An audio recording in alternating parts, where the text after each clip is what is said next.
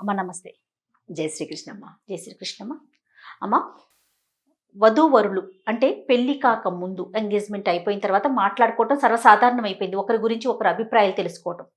ఈ అభిప్రాయాలు తెలుసుకునే క్రమంలో ఏ ఏ విషయాల్ని ఒక అమ్మాయి ఒక అబ్బాయికి ఎంగేజ్మెంట్ అయిపోయిన తర్వాత చెప్పొచ్చు? అంటే తన పుట్టింటికి సంబంధించిన ఏ విషయాల్ని షేర్ చేయొచ్చు, తన పర్సనల్కి సంబంధించి ఏ విషయాల్ని షేర్ చేయొచ్చు? అబ్బాయి గురించి కూడా మాట్లాడుకుందాం, ఇంకొక టాపిక్లో మాట్లాడుకుందాం. సాధారణంగా ఇది డిపెండ్స్ ఆన్ జయ.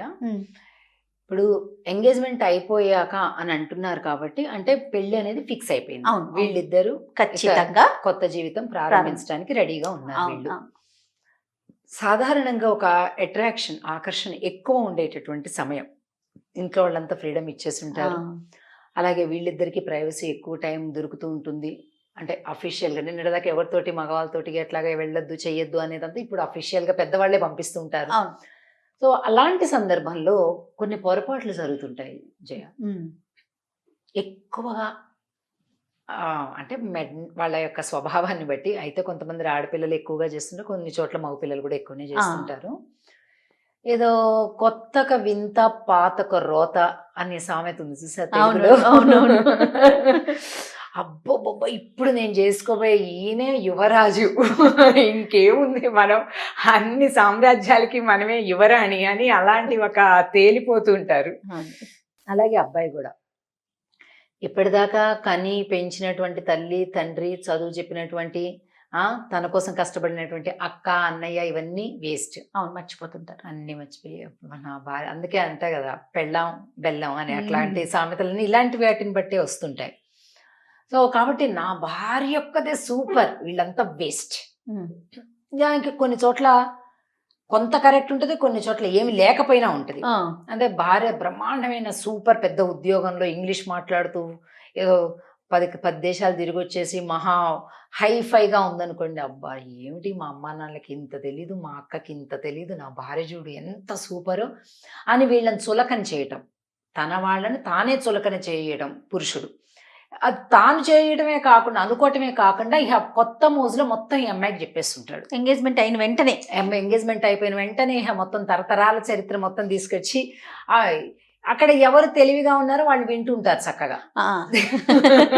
ఇది కరెక్ట్, వింటుంటారు, పక్క వాళ్ళు మొత్తం చెప్పేస్తూ ఉంటారు.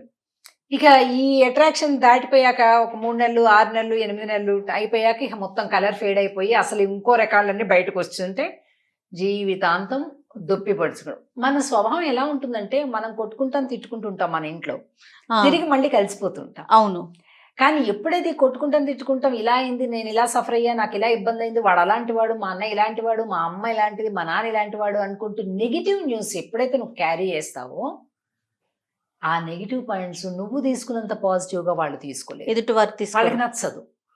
ఎందుకు ఆయన అలా, ఇంకా ఆయన ఎలాంటి క్యారెక్టర్ అని ఆల్రెడీ నువ్వే చెప్పేశావు కాబట్టి ఇక నువ్వు తర్వాత ఫ్యూచర్లో ఇంకా దాన్ని మళ్ళీ సమర్థించుకోవడానికి నీకు అవకాశం ఉండదు. వాడు ఎంతన్నా నేను పడతానండి, నా తమ్ముడండి, నా అన్న అండి అని నువ్వు చెప్పిన నీకు సిగ్గు లేదు, శరం లేదు, వాడు తూగొట్టినా పోతావు నువ్వు, వాడు చులకం చేస్తాడు, వాడి మెంటాలిటీ చిన్నప్పటి నుంచి అంతే, తనేదో చూసినట్టు. సో ఇలాగా దాన్ని స్టాంప్ వేసేస్తారు. స్టాంప్ వేసేసి రిపీటెడ్గా అంటుంటారు. యువతలు దీనివల్ల 2 నష్టాలు. రిపీటెడ్గా అంటుండడం వల్ల ఈమె కూడా ఆయనలాగా నెగిటివ్ ఫీలింగ్లోకి వెళ్ళిపోయి అడ్జస్టింగ్, ఇప్పటిదాకా ఏ నేచర్ ఉందో అది వదిలిపెట్టేస్తుంది. దానివల్ల బంధాలు దూరం అయిపోతాయి ఒకటి. రెండో నష్టం ఏంటంటే తనకి ప్రేమ ఉంటుంది కానీ భర్త బాగా తీవ్రంగా, ఎందుకంటే అతనికి మైండ్లో పడిపోయింది వ్యతిరేకంగా, ఆయన వ్యతిరేకంగా ఉన్నాడు, తనకి అనుకూలంగా కలుగుతుంది, ఘర్షణ ఎప్పుడు ఉంటుంది. అందుకని ఎవరిని ఎలా తెలుసుకుంటారో అర్థం చేసుకుంటారో వాళ్ళే కాలానుగుణంగా నేర్చుకుంటూ తెలుసు, కొంత సమయం తర్వాత అర్థమవుతుంది. కాబట్టి ఇంకొకళ్ళ గురించి మాట్లాడుకోకండి. అలాగే నీ గతం గురించి కూడా మాట్లాడద్దు. గతం అంటే ఇప్పుడు ఏదైనా ఒక చిన్న లవ్ అఫేర్ ఉండడం, లవ్ అఫేర్ ఫెయిల్ అయిపోయి ఉండడం, ఇలాంటివి ఏవేవో ఉంటుంటాయి చిన్న చిన్నవి. లేకపోతే తన ప్రమేయం లేకపోతే ఎవరో తన వెంట పడడం, ఇలాంటివి కూడా ఉంటుంటాయి. ఊరికే అదొక నాకు పెద్ద ఫ్యాన్ ఫాలోయింగ్, ఆ అబ్బాయి ఉండేవాడు నా వెంట పడేవాడు, ఇతను ఎలాంటి స్వభావం నీకు తెలియదు కదా, వెంటనే ఎలా తెలుస్తుంది? స్వభావం ఎప్పుడు అర్థం అవుతాయంటే కష్టాన్ని నష్టాన్ని పంచుకునే టైంకి అర్థమవుతుంది. దానికి కొంత టైం కావాలి, తప్పకుండా కావాలి. జీవితంలో బాధ్యతలు పంచుకోవాలి కదా, అప్పుడు అర్థమవుతుంది ఎదుటి వాళ్ళ రంగు. ఇప్పుడు ఏం బాధ్యతలు లేవు ఇద్దరికి, హాయిగా చక్కగా చీర్ఫుల్గా ఉన్నారు. అప్పుడు అర్థం కాదు స్వభావం, పూర్తి స్వభావం అర్థం కాదు. నాకు ఇష్టమైనవి ఇప్పిస్తున్నాడు కాబట్టి మంచివాడు, ఇవన్నీ ఉత్తమ అంటే మనం స్వచ్ఛంగా ఉండాలి, మనసులో ఏది దాచుకోకూడదు. సో పూర్తిగా ప్రతిదీ చెప్పేసి అంటే ఓపెన్ గా ఉండాలి, వైట్ పేపర్ లాగా నేను ఉండాలి అలా అని అంటే ఆ నేను భావనతో నేను చాలా- అబద్ధం చెప్పకూడదు కదా అనే ఉద్దేశంలో కూడా కొంతమంది చెప్తుంటారు కదా. కరెక్ట్. కానీ నేను ఆ విషయంలో ఒక సలహా చెప్పదలుచుకున్నాను జయ. ఆడపిల్లలకి ప్రధానంగా నేను ప్లెయిన్ వైట్ పేపర్ లాగా అన్నీ చెప్పేసాను, నేను చాలా ఓపెన్ అని నా భర్తకు కూడా అర్థం అవ్వాలి, నాకు కూడా మనసు ఫ్రీగా ఉండాలి అని ఎప్పుడూ అనుకోవద్దు. ఎందుకంటే ఇప్పటిదంతా ఒక జీవితం. ఇప్పుడు మీరు అది కాదు, మీ గోత్రం మారుతుంది. కాబట్టి వెనకవి ముందుకి క్యారీ చేయొద్దు. మీ గోత్రం మారుతుంది అంటే నువ్వు ఇది కాదు, ఇంకా నువ్వు ఇది కానప్పుడు ఇదెందుకు మూసుకెళ్ళి అక్కడికి పెడుతున్నావు? పెట్టద్దు. ఎందుకంటే ఎవరి మనస్తత్వం ఎలా ఉంటుందో, కాలం ఏ మనిషిని ఏ ప్రకారంగా మార్చేస్తుందో తెలియదు, ఎవరికి తెలియదు. ఇవాళ చాలా స్నేహంగా ఉంటాం, 2 ఏళ్లలో బద్ధ శత్రువులు అయిపోతాం.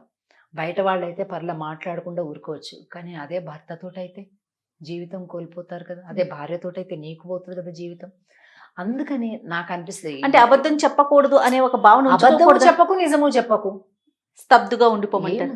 ఏముంది అవసరం? అసలు అవసరమైన టాపిక్స్ కూడా కావు కదా. ఏం అవసరం జీవితానికి? ఏం అవసరం అవి? జీవితానికి ఏమన్నా అవసరం నీ ఫ్లాష్ బ్యాక్లు? ఏమీ లేదు కదా. అవును. ఇప్పుడు నువ్వు వాంటెడ్లీ తప్పు చేసిన దానివి అయితే, వాడివైతే పోనీ ఎలాగైనా దాన్ని ముందు క్యారీ చేయవు. నువ్వు ప్లెయిన్ గా ఉందామనే చెప్తున్నావు నువ్వు. అవును. వద్దు, అంత అతి మంచితనం అన్ని వేళల్లో కూడా మంచి చేయదు. స్ట్రైట్ గా పెరిగిన చెట్నే ముందు కొట్టేస్తారు. కాబట్టి అన్ని వేళల్లో సందర్భం ఆలోచించుకోకుండా ఆ అట్రాక్షన్లో పడిపోయి గబా గబా గబా గబా ఏవో నీ ఇన్వాల్వ్మెంట్ ఉండి చేసినా ఉండక చేసినా అవి ఏవి కూడా షేర్ చెయ్యకపోవటం అనేది కరెక్ట్ నిర్ణయం. ఫ్యామిలీకి సంబంధించి కూడా వద్దు. ఎందుకంటే ఇక పైన వస్తున్నారు, అందరం ఒకటే ఫ్యామిలీ కదా, తెలుసుకుంటారు స్లోగా. నువ్వు చెప్పేది ఏముంది? నువ్వే తప్పేమో, వాళ్ళు బయట వాళ్ళే కరెక్ట్గా తెలుసుకుంటారేమో. కాబట్టి అసలు ఏదే చెప్పొద్దు. Time will teach everything. కాబట్టి ఇలాంటివి ఏవి కూడా మన అభిప్రాయాల్ని, మనకి వీళ్ళు నచ్చరు కాబట్టి నా మొగుడికి కూడా నచ్చకూడదు అనే కూడా చాలా ఇంపోజ్ చేస్తుంటారు. అంత కరెక్ట్ సిస్టమ్ కాదు. ఎందుకంటే దానివల్ల నువ్వు మంచి ప్లెజెంట్ ఫ్యూచర్ని కోల్పోతావు. నీ ఫ్యూచర్ ఆలోచించుకో, మీ టుగెదర్ ఫ్యూచర్ ఆలోచించుకో, మీ లైఫ్ ప్లానింగ్ స్కెడ్యూల్ చేసుకోండి, ఆశయాలు కొన్ని లక్ష్యాలు పెట్టుకోండి. సో అందులో వ్యక్తిగతం, కుటుంబగతం, సమాజగతం మనం ఎలా చేసుకోవాలి మన ఫ్యూచర్ని, ఇలాంటి వాటితోటి భవిష్యత్తు గురించి మాట్లాడుకోండి. మీ అభిరుచుల గురించి మాట్లాడుకోండి. మీ లైఫ్ టైం బాండింగ్ కమిట్మెంట్స్ మన ఇద్దరం కలిపి ఏం చేయాలి, స్ట్రిక్ట్ గా మన ఇద్దరం ఎట్లా చేయాలి. ఏదైనా ఆరోగ్య సమస్యలు ఉన్నాయి అనుకున్నాం, తీవ్రమైన ఆరోగ్య సమస్యలు, అలాంటి వాటిని షేర్ చేయాలి కదా. అంటే ఒకటి అది ఫ్యామిలీ లైఫ్ని డిస్టర్బ్ చేసేవైతే పెళ్ళికి అంటే ఎంగేజ్మెంట్ కంటే ముందే చెప్పడం అనేది చాలా అవసరం. ఎంగేజ్మెంట్ అయిపోయాక ఇక వాళ్ళు ఎలా రియాక్ట్ అవుతారో తెలీదు. మళ్ళా ఇవన్నీ మళ్ళా ఫిక్స్ అవటం, స్ప్లిట్ అవటం అలాంటి వాటికంటే కూడా పెద్ద సమస్యలు ఉంటే ముందే కుదురుతుంది ఇక అన్నప్పుడే ఉన్నది సాఫీగా చెప్పేసేస్తే వాళ్ళకి నీకు నచ్చితే, లేకపోతే అదేదో ఆదిలోనే ముందు ఆది నిష్ఠూరమే నయం అంత్య నిష్ఠూరం కంటే.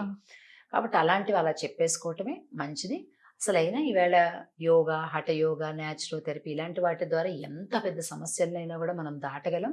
కాబట్టి అంత అనారోగ్య సమస్యల్ని ఆ ఏజ్లో మనం క్యారీ చేయడం కంటే వాటిని వదిలించుకోవటం, మంచి ఆరోగ్యకరమైనటువంటి ఆనందకరమైనటువంటి భవిష్యత్తు ప్రణాళికలతోటి ఒక ఫ్యూచర్ని ఎలా ప్లాన్ చేసుకోవాలనేది ప్రధానంగా ఉండాలి. ప్రజెంట్ ఎట్లా ఆనందంగా ఉండాలనేది తప్ప నా చుట్టాల్లో వీళ్ళు మంచోళ్ళు కదా, నీ చుట్టాల్లో వాళ్ళ మంచోళ్ళు, ఇలాంటి ఒక డర్టీ బురదలోకి కాలు పెట్టి ఇద్దరు నువ్వు దిగుతూ వాళ్ళని కూడా దింపుతూ లైఫ్ని స్పాయిల్ చేసుకోవద్దు. అభివృద్ధి పథంలో జీవితం ఉండాలంటే ఇలాంటి వాటిలలో ఉంటే ఎప్పటికీ పైకి ఎదగలేం.